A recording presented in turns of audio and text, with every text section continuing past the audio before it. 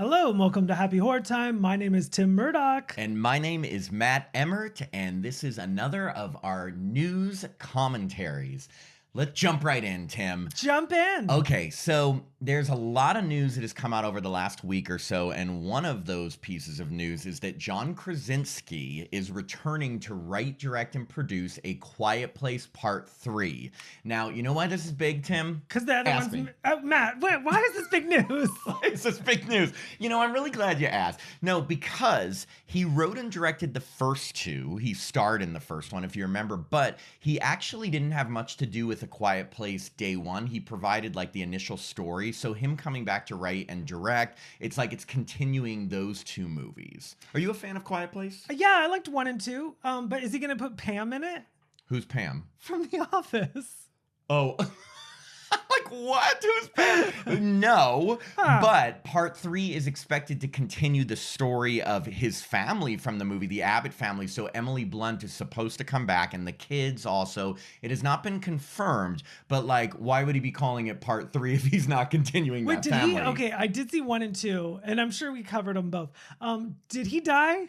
Spoiler alert, yes. He, in the first A Quiet Place, which came out years ago, yes, he did die at the end. So he did not come back, obviously. But his wife in it, who's his real life wife, Emily Blunt, was in part 2. She survived, so did the kids. And so it's just, it would be nice to continue. I like when they continue the same characters. I agree. And the fact that they're named the Abbotts, do you think it has anything to do with the 1997 film Inventing the Abbotts? I'm just waiting for some non-sequitur. I'm like, is he going to get Pam from The Office? That I was is like, what total the fuck? nonsense. Okay, here's the craziest part about this. They've already given it a release date. It is July 9th, 2027. Now, how do you even think about what's going on in 2 years? You know how long there's the 3 stages of filmmaking. Tell us, Tim. Number 1, the getting ready part. Development. Thank you. Pre-production. Yes. Yeah. Number 2, the actual filming. The production. And number 3, post. Yeah. Yeah. Production and post. Pre-pro and post. Whoa. Okay. Listen to this that I found out. A Quiet Place, the franchise, in its 3 installments, has already made $900 million globally. Oh. So the fact that now they're going to be having a 4th movie, they expect it to be a $1 billion franchise. I mean, obviously it only needs 100 million more, so it'll definitely get that. But I mean, this is cool. I love A Quiet Place. I liked 1 and 2 better than day 1, even though I enjoyed day 1, but I don't know. I'm invested in these characters, Tim. Yeah. I'm invested. Oh, that's right. Okay. It's all coming back to me. So there was the one in the city. Yeah, okay. That was day 1 because it was literally day 1. I was just thinking it was very memorable. I was thinking of Emily Blunt. That's it. It was Lupita Nyong'o was in that one, and she was with the cat. You just caught me up. Oh yeah, I was like, the cat. Okay, it's all coming back to me. The greatest cat ever. Okay.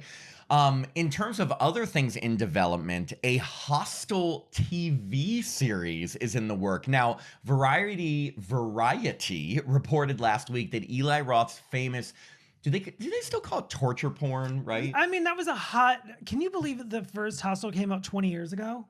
Really? I mean, what, 2005, right? I think the first one came out 2006? 2006, yes. Okay, so 19 years, but by the time this comes out, Yeah, no, exactly. Well, the good news about this TV series, if you're a Hostel fan, is that Eli Roth, who created Hostel, is set to write, direct, and executive produce the series. That means everything he's going to be in charge of. So if you like the Hostel movies, it's obviously going to be true to form. But here's the craziest news.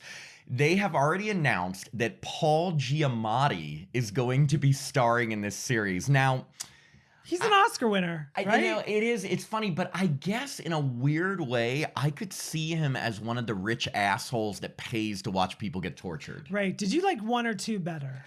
So I never saw 2. What? I'm going to be honest. I'm not the biggest Hostel fan. Nothing against the movies. I think they're well done, but it's really hard for me to watch torture. I agree. And so the first one, the guys were getting tortured. Yes. And the second one, the girls are getting tortured. And I will say it's much tougher to watch sweet Heather Matarazzo from Scream 3 and Welcome to the Dollhouse get cut up. I mean, get cut the fuck up. So there was a quote from, apparently Paul Giamatti has been a longtime fan of the Hostel films. Back in 2013, he gave an interview where he said, quote, Eli was shooting Hostel in Prague and I was shooting The Illusionist and I met him. We talked about me actually killing somebody in that movie, but it never panned out. So apparently now it's panning out. There is a Hostel 3 that takes place in Vegas. Okay, so funny right? you should say that because I was just going to say, so no plot details are known about the TV series yet. I mean, we kind of know what it's going to be about, but if you have forgot about the third movie,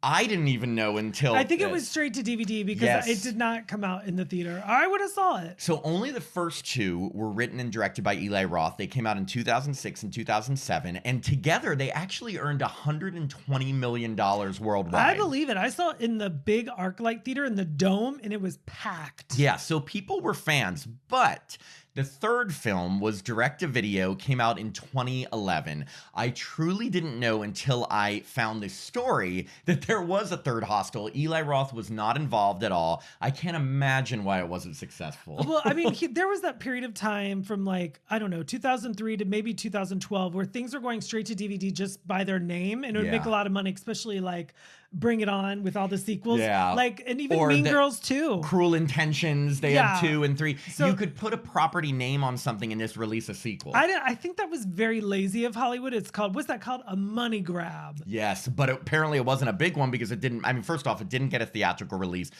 I am wondering, how did they get the rights from Eli Roth to... He must have given his blessing for that because he created the series. Blessing! But again, if you're a Hostel fan, apparently it's going to return to its roots because the TV series is going to be completely handled by Eli Roth. So I'd give it a watch. I'll give it a watch. Of course. Yeah. I mean, I like Eli Roth, and I'm not just saying that because he's the most handsome man alive. He is. I prefer, like, Thanksgiving is my style of Eli Roth. A big, hardcore slasher. The torture ones are tough for me. I mean...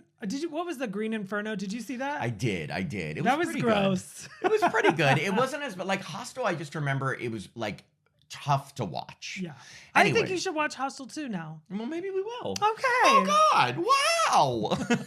Okay, so in terms of other sequels that are coming out, apparently there is a Gremlins 3 script that has been written and is waiting on Steven Spielberg's approval. Now, here's the thing. Who knows? This story I found fairly recently, but who knows how long this script has been written for. Apparently, though, what's cool about this is that the script was written by the original Gremlins writer, Chris Columbus, who also, of course, wrote The Goonies and directed the Home Alone films.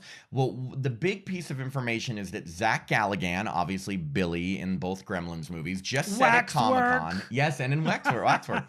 He said, quote, after 35 years, they've come up with a script. Warner Brothers is incredibly interested in doing it. Apparently, it's waiting on Mr. Spielberg to read it and approve it, but you can thank the success of Beetlejuice. Oh, that's cool. Now, Spielberg, wait, he didn't direct the Gremlins, so did he produce them? I think he produced, I think the first one and probably the second one. Oh, because he controls Amblin Entertainment, right? Okay, got it. Because the Warner Brothers CEOs, Mike DeLuca and Pam Abdi, earlier this year, they said that they were excited to be working again with Amblin and Chris Columbus on a new installment of the Gremlins franchise. So all these like quotes and things have been in the news for a while, but apparently there's been talk of a third Gremlins film since 2017 because Chris Columbus actually went on record saying that he had written something really dark and twisted for it at that time.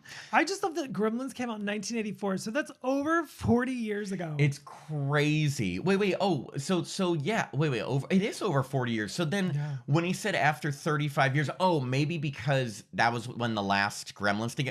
No, apparently Gremlins 2 came out in 1990. Okay, so 35 years. Yeah, That's what he means. Okay, I was thinking since the first one. You know what's a bummer? Hearing all this information, I haven't heard Phoebe Cates.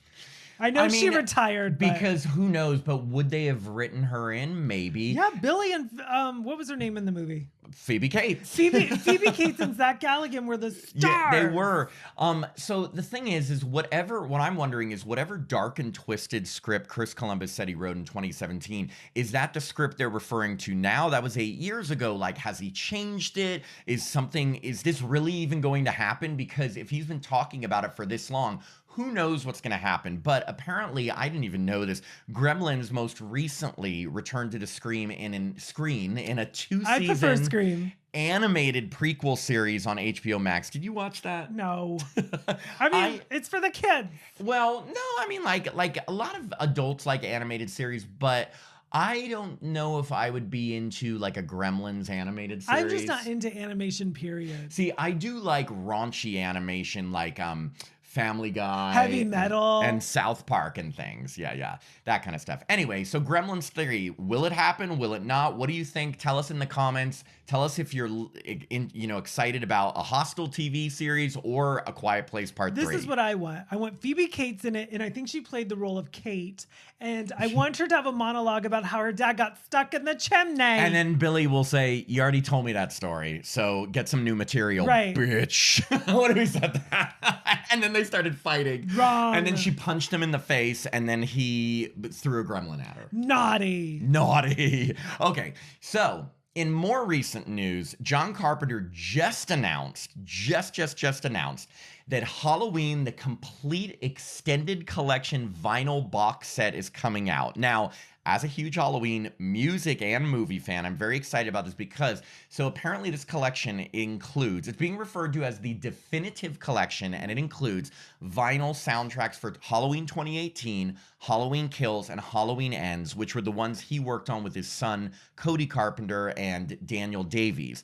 Now, it's so cool that he returned to the series due to these soundtracks, and all the Halloween soundtracks are great. Oh, I agree. Well, what do you think is my favorite Halloween?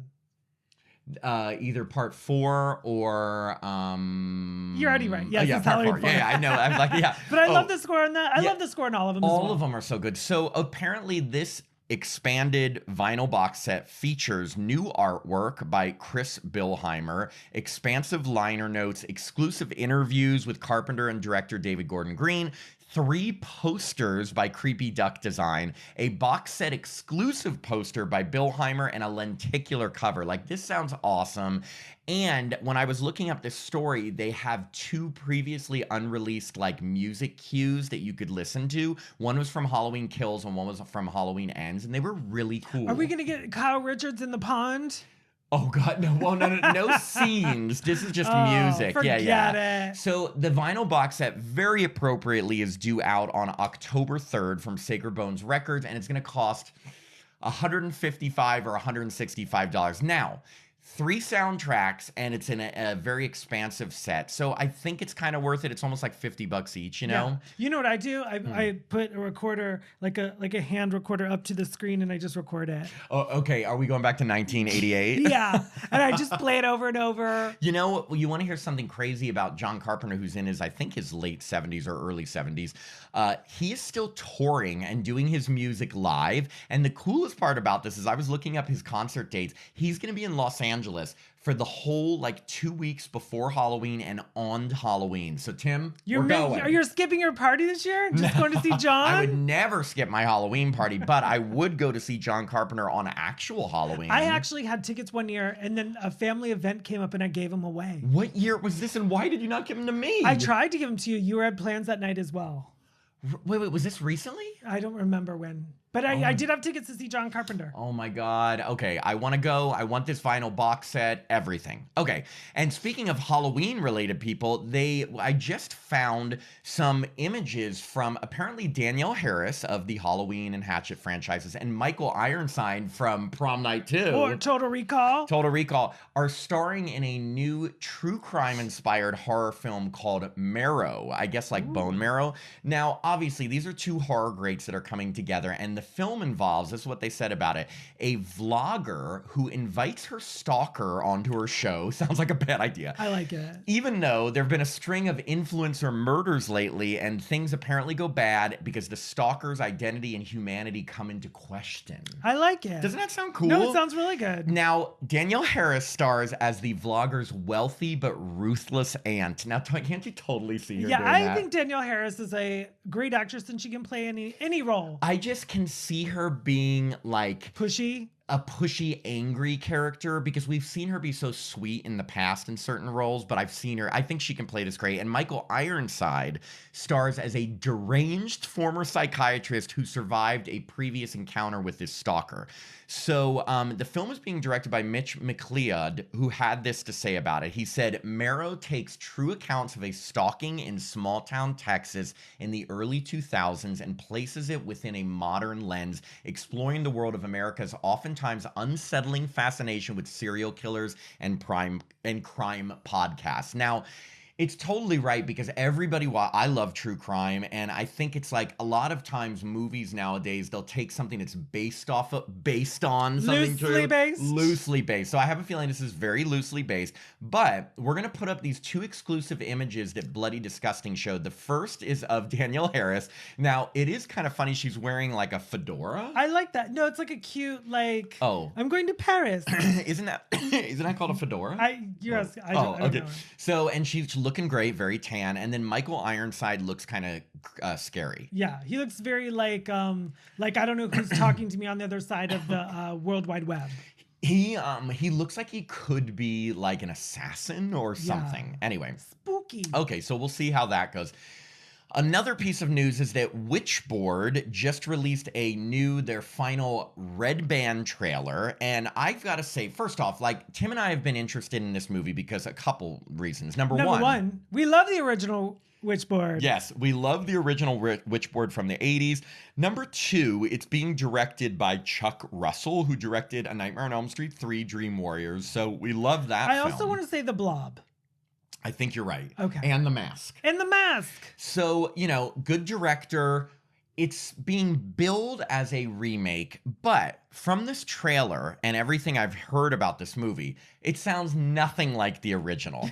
So we watched the Red Band trailer, and there are definitely some cool parts in it. There's a lot of sex. It looks like a lot of sex. Just the images that quickly, how a trailer works. It looks like Hellraiser 3 to me. It really does. It has a feel like that because there's a lot of sex. So obviously it's going to involve a Ouija board. That's probably the only thing that connects it to the original Witchboard. But they have a couple parts in this Red Band trailer, which you all should check out, of a guy pulling his face off. And it looks pretty cool. Well, it's CGI.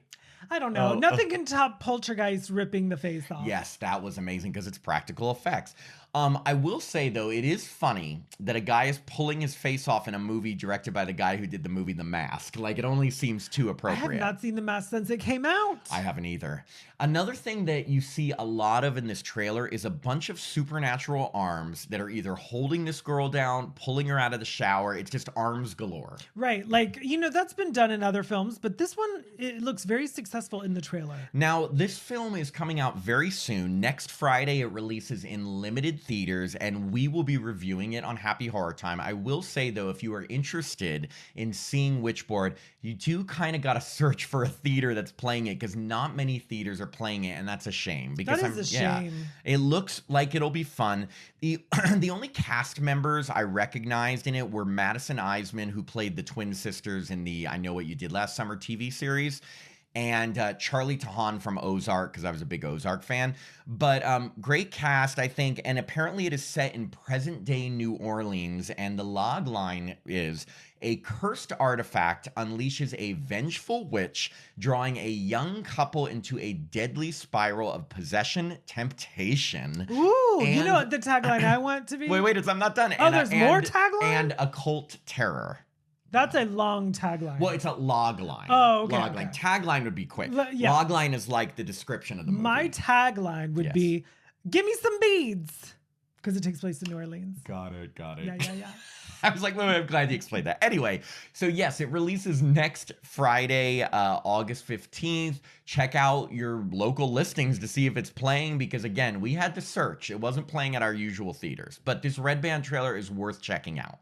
Okay, our last piece of news for today is that I'm not sure, Tim, are you familiar with the comedian Matt Rife? Yes. Okay.